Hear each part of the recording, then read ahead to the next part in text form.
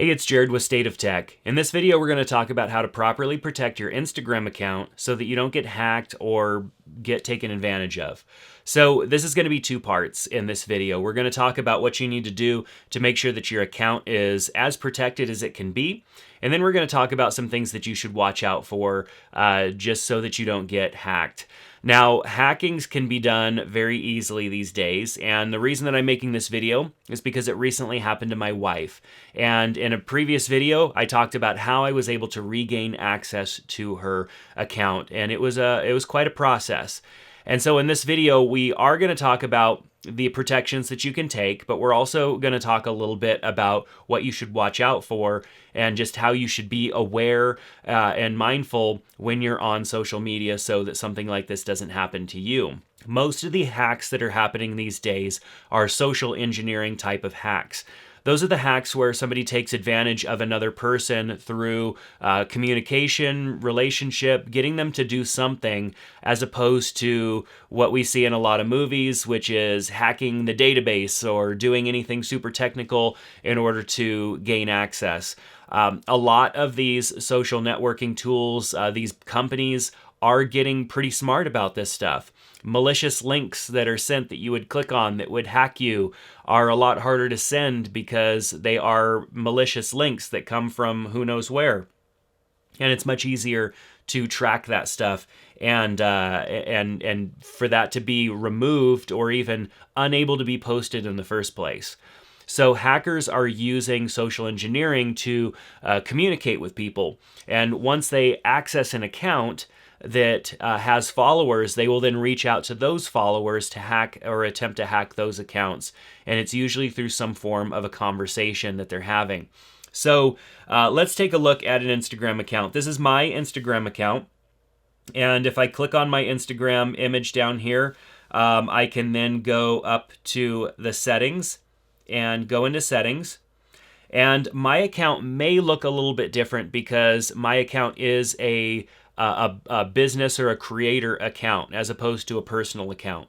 A personal account has the same types of functionality for creating a password, for creating two-factor authentication, all of that stuff as any other account. So you may not see this business item, but you should see privacy and you should see security. So we're going to tap on security, and you'll see there's password. You'll also see login activity, two-factor authentication, and stuff like that.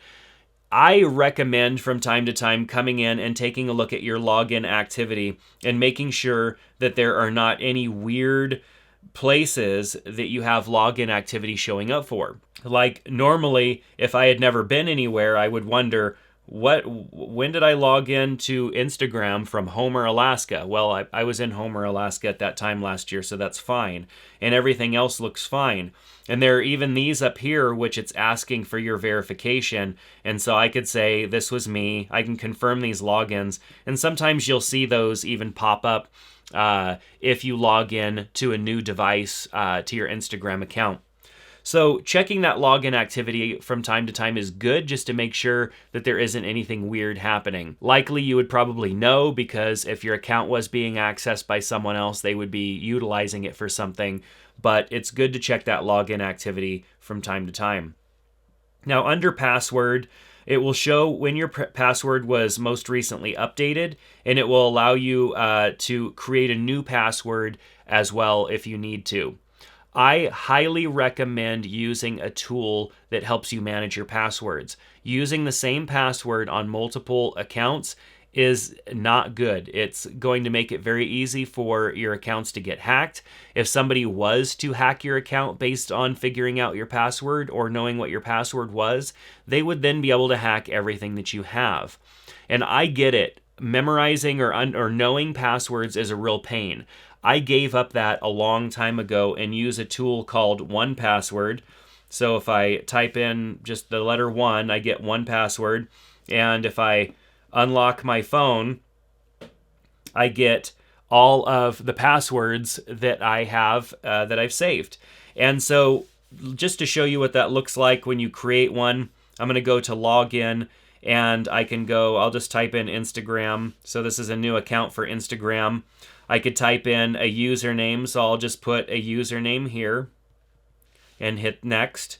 And then under password, I'm going to hit the little gear. Now, that password right there is pretty challenging. It's a 20-character password with both symbols and numbers.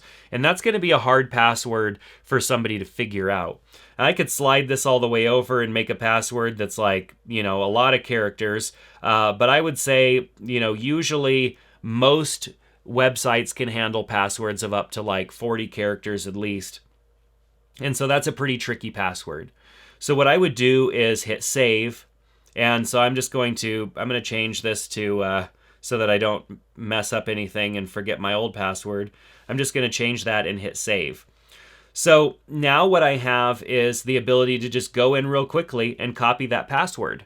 So when I need to log into something, all I have to do is open up 1Password, go to the login and hit copy, and then go and paste that extremely hard password into the form so that I can then log in. This is significantly more secure than using the same password on every single site. And 1Password even lets me know that there's two-factor authentication available. So what I would do is I would go back to Instagram, I would put in my current password, and I would paste in that really hard password. That is the first thing that I recommend that you do, is have a unique password for Instagram that is not used anywhere else. And I would put that into practice for all other websites that you log into. Doesn't matter how simple the website. If you're using a tool like 1Password, very easy for you just to go and create new secure passwords for every single website. The simplest of websites out there are the ones that are going to get hacked. And then if your username and passwords are the same across most of your websites that you log into, then all they need to do is take that information that they hacked and go over to Instagram, go over to Facebook, go over to your online banking and use the same username and password. And chances are for most people, it's going to give them access. So you want to be careful for that.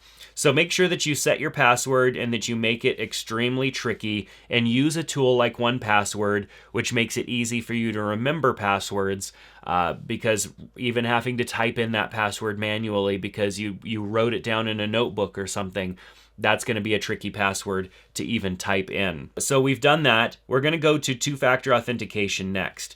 There are many ways that you can set up two-factor authentication. The first one that I recommend that you do is turning on text message verification. Text message verification is going to require you setting up your phone number in Instagram so that Instagram can send you a 6-digit verification code. That 6-digit verification code will be required every time that you log in to Instagram. And so nobody is going to be able to log into your account unless they have that code. So in my previous example, where maybe somebody was attempting to gain access to your account because the username and password were the same across multiple websites, that's not going to work here, because what they won't get is the 6-digit verification code that was text messaged to you. So at least this will protect you. So if you're not going to take my advice on secure passwords, I highly recommend that you take my advice on the text message two-factor authentication. Now, there's also additional recovery methods and that you can set up. But before that, we're going to talk about an authentication app. Now, if you're on an iPhone, iOS on your iPhone has two-factor authentication built in, saved into the password manager there. So I could simply tap here and I could go through the process of connecting the authentication to my iPhone. Now, what that means is that you'll have to have your iPhone with you always to verify. And to me, I'm sometimes jumping between Android devices and I don't have my iPhone with me. So I used a third-party authentication app. And for me, I can do that, as you saw, within 1Password. 1Password offers that as an option. So if I go back in here, you can see vulnerability alert, two-factor authentication is available. And I can tap on that and it says you can save your two-factor authentication codes for this account in 1Password. And so what I would do to get those two-factor authentication codes is to go into additional methods And under backup codes, I can actually copy and paste those backup codes into a note within 1Password. Now, what it will offer you to do is screenshot those codes, or you can copy them to your clipboard. So if you screenshot those codes, you can save them in your photo library, which is not really a very secure place to save those codes, but you can copy and paste them instead into 1Password, where at least they are protected by 1Password, which is safe and secure via a password as well.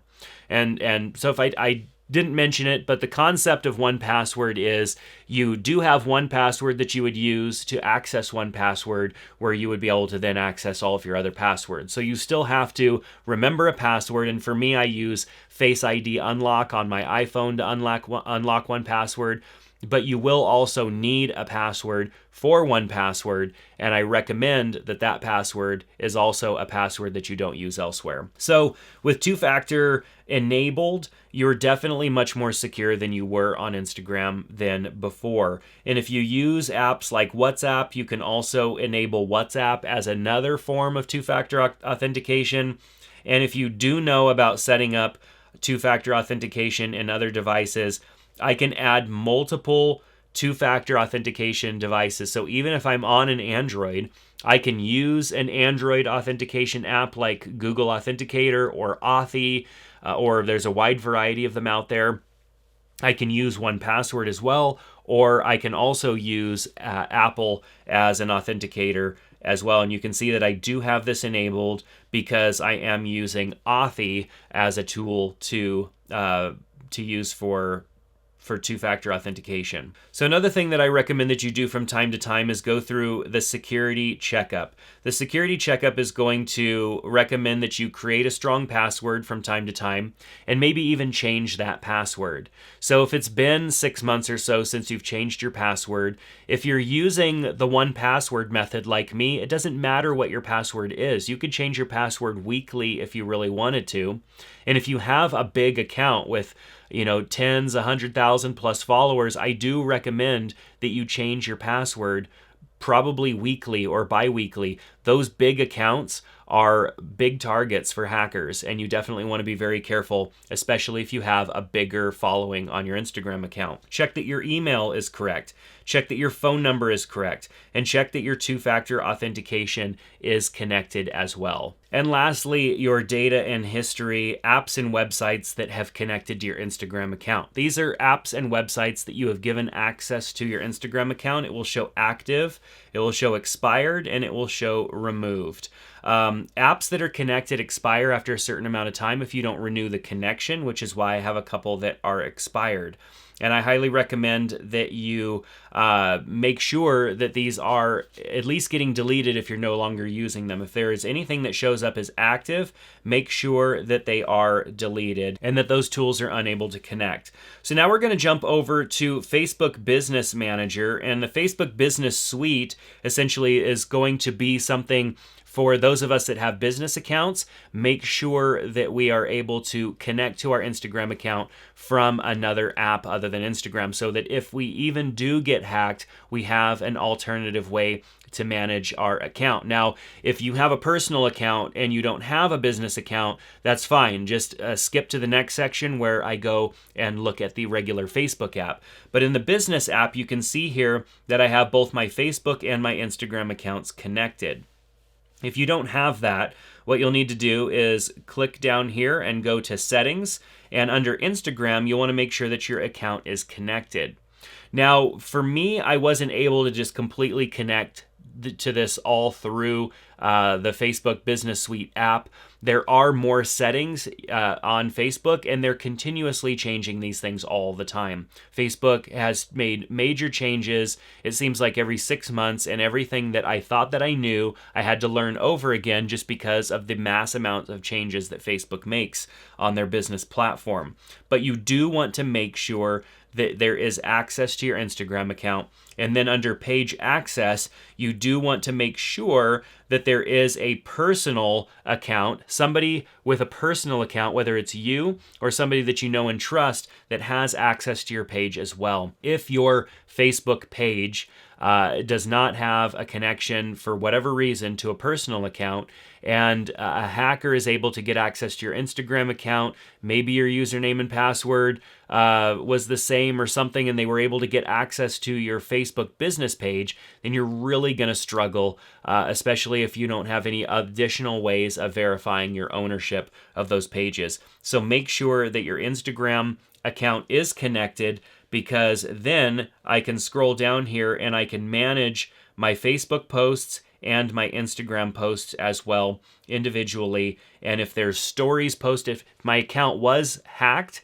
I would be able to come in here and manage posts, even delete things that the hacker had posted to my account, whether it be a post or an Instagram story, which at least would help prevent them in getting any further with hacking other people. If your account is completely connected, another thing that you can do is manage your messages. But one of the things that a hacker will attempt to do is disconnect your ability to check the messages and communicate with people. And so likely you won't be able to see your Instagram messages in the Facebook app anymore, and you won't be able to post. So if I was to go to post, you can see I have the option to post to my Facebook news feed or the Instagram feed. That would also be disabled. But best option is to make sure that these things are all set up so that if you do get hacked, hopefully they are there and you're able to notify people as you try and figure out the process of getting access to your account again, which I did talk about in that previous video. So in the Facebook app, you'll pretty much want to do the similar thing that we did with the Instagram app. Under menu here, if we scroll down, we have settings. And under settings, we have the ability to view account information. And then under the security option, we can choose security and login. And under security and login, this is where we'd be able to change our password, set up two-factor authentication, set up 3 to 5 friends to contact in case we get locked out. You want to make sure that all of these things are configured to the best of your ability so that you can regain access. Another thing that you'll want to check from time to time back on the settings page is profile access and control. This is going to allow you to decide what happens to your account after you pass away. This may sound morbid, but this happens. People are unable to access accounts after somebody passes away. And after hearing some stories from people that had also gotten hacked, Instagram accounts and stuff hacked through this process that my wife and I have went through. We've heard stories of people who didn't have access to a specific account because it was only logged into through a phone, and the person who had the information in fact passed away. And so you're going to want to make sure that all of this stuff is set up and configured so that you are at least likely to fall subject to these different issues that could happen. So now let's talk about some things that you should think about and consider as you use social media. Social media is not necessarily a safe place, even though we are communicating with people that we know and love, and a lot of them we trust. There are a lot of malicious attackers trying to take advantage of us and gain access to our accounts so that they can do malicious things to other people, and we want to make sure that we protect ourselves. If anybody sends you anything, asking you for anything, you need to verify that somewhere else other than through social media. If somebody asks you to follow an account or click on a link or add this or whatever it is, you need to ask questions before you just flat out do it. Asking questions is going to get you in a conversation with the hacker or the person on the other end, and that will open up an opportunity for you to realize whether this is a legitimate person or not. In the instance of what happened to my wife, if she had asked a few more questions, and even what's been happening to a lot of people, if they had asked a few more questions, they probably would have been able to figure this out.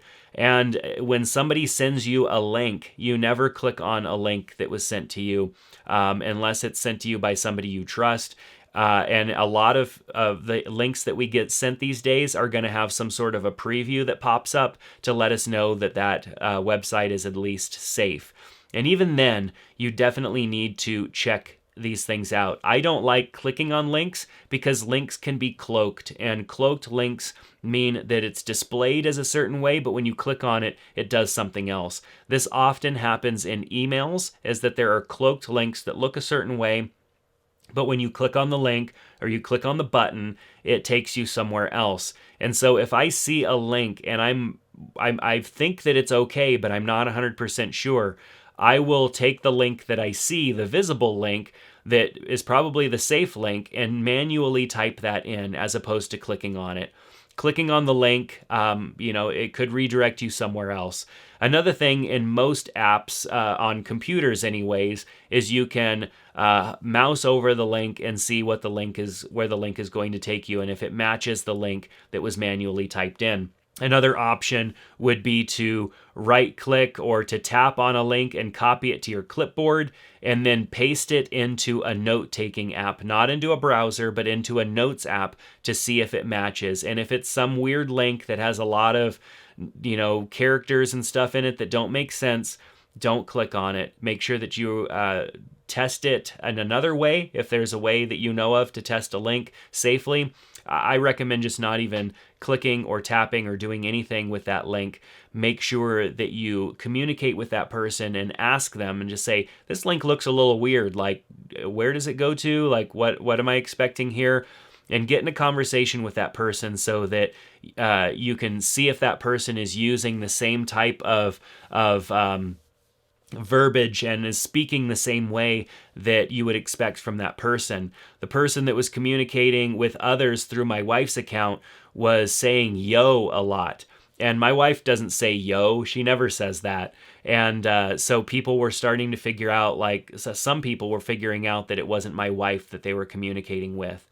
So you want to be very careful who you communicate with, because these hackers are using real people to communicate with you, and they're trying to do things in a way that it's not going to set off any tools that the social media accounts may have that would make it think that there's a hacker doing anything malicious. And so you want to be very careful. You want to be very vigilant these days and not be so quick to tap on something, click on something, perform some sort of an action that somebody asks you to do, especially if it kind of comes out of right field and you have no idea why they asked for that. They never ask anything of you. These days, a lot of people are entering giveaways where you have to like things and tag multiple people and all of this stuff. You want to be very careful on what you're liking and tagging, and don't let the fact that a lot of people do that make you think that somebody reaching out that you haven't heard from in a long time asking you to do something is legitimate. Always second guess and just let a person know, like, hey, I'm just afraid that this is a hacker, or I'm sorry, I don't mean to offend you or anything, but like, many people are getting hacked and I'm just trying to be safe. Like, people are going to understand that you're trying to be safe and trying to protect your account, and even protect them as well, because if your account got hacked and their account could get hacked too if they fall prey to it. So I hope that some of this process helps you better understand how to protect your account, how to do it in an easier way. It sounds like a lot, and there can be a lot in this process, but if you use tools like 1Password to remember those really hard, challenging passwords, you're not going to have to commit all those to memory, and you have a tool. 1Password can be installed on your phone, on your tablet, on your computer. It can be installed on all of your devices so that you have your passwords syncing across all those devices, so you don't have to ever manually type in those crazy passwords. But you can utilize those crazy, difficult passwords to better protect your account by having unique passwords for every single thing that you log into. It does take an extra couple of seconds to go into the app and create a secure password and copy and paste it into a new app that you're logging into or a new website that you're logging into. But the amount of time, frustration, heartache that it's going to save you in saving you from getting hacked is priceless. And in this case, with my wife's account that got hacked, us regaining access to the account was the biggest win. And the second win would have been flat out just getting the account deleted, because the last thing we want is for somebody to maliciously use something of ours, like a social media account, to hack other people. And we just feel helpless at that point, and we don't want that. So if you have any questions, comments, thoughts, share them down in the comment section below. I hope that you enjoyed this video and that you share it with others, because awareness is the #1 thing. If you're worried about social media hacks, the other video that I created where I talked about how I restored my wife's account is a good one to share, because I talk a lot about how the account was hacked, and awareness is the #1 thing. If we are all more aware, then the hackers are going to lose the ability to gain traction using these methods. And that is the biggest thing. So share this video and share the other video with those that you care about and love and that you follow on social media, so that everybody is more aware and we can stop this stuff before these hackers take more advantage of any more of us. But that's going to do it for this video. Thanks so much for being here and watching all the way to the end. I hope that you subscribe to the channel, give this video a thumbs up, and we'll see you back in another one soon. Take care.